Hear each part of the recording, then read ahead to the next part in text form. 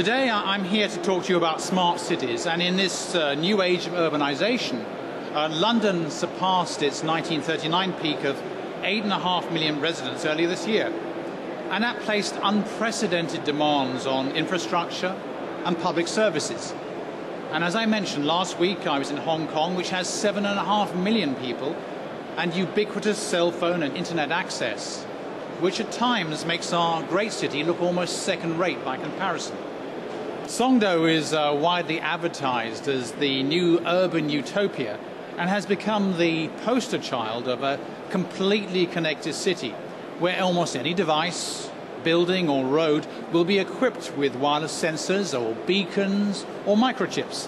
And this will result in smart innovations such as street lights that automatically adjust to the number of people in the streets. The technology giants building these cities, like Songdo, are mostly paying attention to technology, not people, are mostly focused on cost effectiveness and efficiency rather than safety and security, and it's been argued are mostly top-down and not bottom-up, ignoring the creative process of harnessing technology at the grassroots.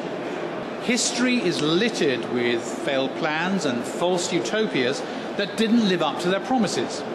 In the developing world alone, it's estimated that 1 million people are born in or migrate to cities every single week of the year.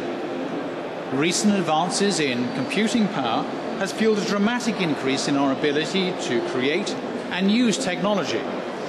Demographics, aging populations, plummeting fertility, global migration, and the next 2 billion consumers are just a few of the demographic shifts that are fundamentally changing the world. So most of us today already own a smart city construction kit, and it may be in your pocket or it may be on your lap at this moment. Here's two very different photos of St. Peter's Square in 2005 and 2013. And there's one very big difference, as you can see. 2005, no phones. 2013, everybody's taking photographs of the announcement of the new Pope. Our intuition has been formed by a set of experiences and ideas about how things worked during a period of time when changes were incremental and somewhat predictable. And very soon the Internet of Things, which is abbreviated to the IoT, will connect everyone and everything in a new economic paradigm that's far more complex than the first and the second industrial revolutions, but one whose architecture is highly distributed rather than centralized along the familiar and the narrow 20th century model. And from a nation-state perspective, there will be winners and there will be losers, depending on how quickly traditionally top-down economies adapt to this new reality. And as an example, according to one recent forecast I've read, smart city technology has the potential to reduce greenhouse emissions by about 9.1 gigatons over the next 5 years. And I'm sure the gigaton is very, very large indeed.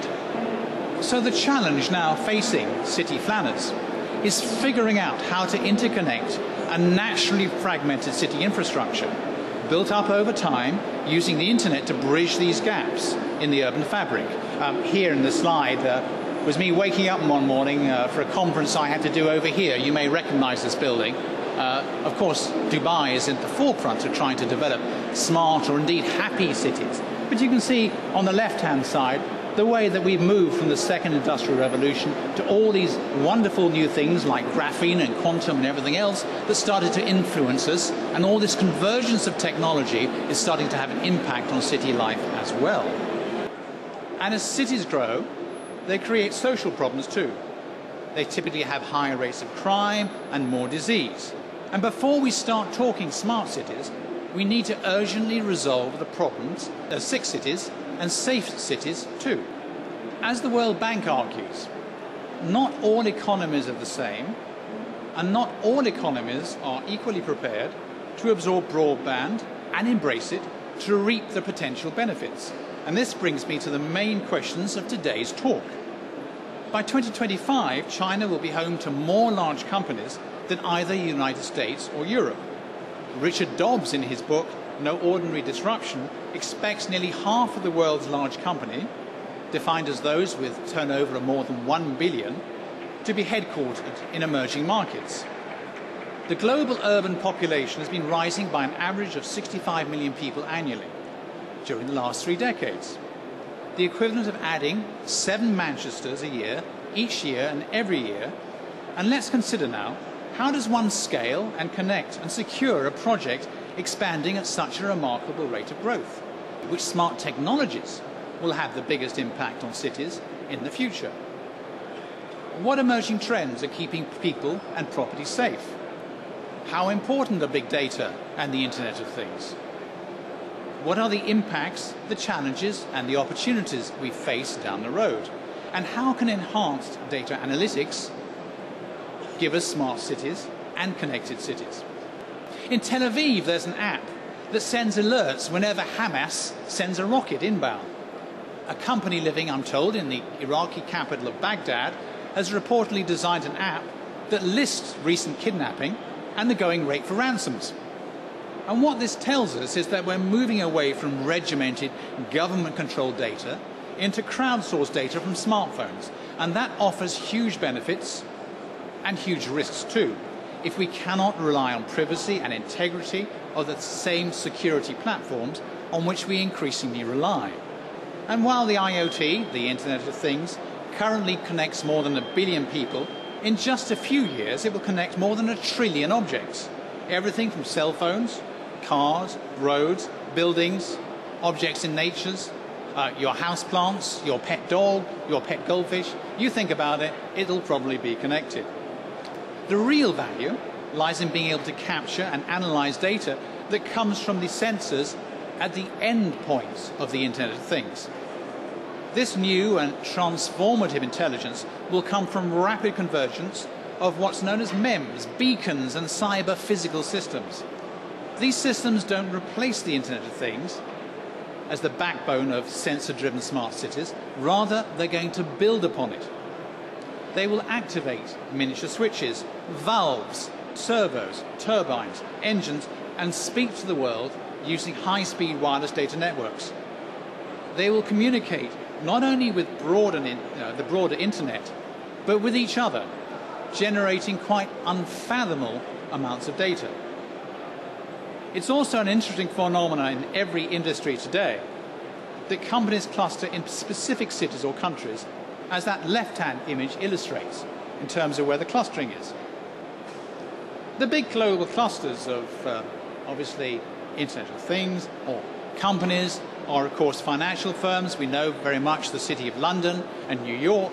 The pharmaceutical firms can be found in Switzerland and New Jersey. Automotive companies, of course, in Japan, the United States and Germany. Anything web-related, Googly, thereabouts, Facebook, thereabouts, of course, in California. And London is becoming the Internet of Things capital of Europe. What further boosts London is its position and its traditionally strong telco footprint. It's wireless and M2M. It's home to the GSM Association and the International M2M Council. Telco giants such as BT and Vodafone, of course, have their footprint here in London. But one thing is pretty clear. Smart cities will have a major impact on the amount of data created on a daily basis. And it will change how cities are operated and managed. Nothing is 100% foolproof, and that's true of the channel anywhere. It's a perfect storm of risk factors, and the vulnerabilities are numerous, ranging from the power grid to the water supply to the ability to transport food and other necessities to where they're needed. The current attack surface of the city is huge, and it's wide open to attack. There is a real and there is an immediate danger, and it was reported only last month that a group of terrorist hackers located in Iran, called Parastu, is already known to be actively recruiting engineers with precisely the skills needed to bring down a power supply in a major city such as New York or London. Parastu has already been linked to a military-style attack on an electric power plant in California in 2013. And they're going to be part of our connected future as they are of our collective present. But deep, large-scale sensing of data about populations creates its own dilemma. The need to balance the privacy rights of individuals and small groups against the larger public good. We're moving to a world where the machines we work with are not just intelligent, they're brilliant. They're becoming self-aware. They're predictive, they're reactive, and they're social. So, ladies and gentlemen, that's my talk on smart cities.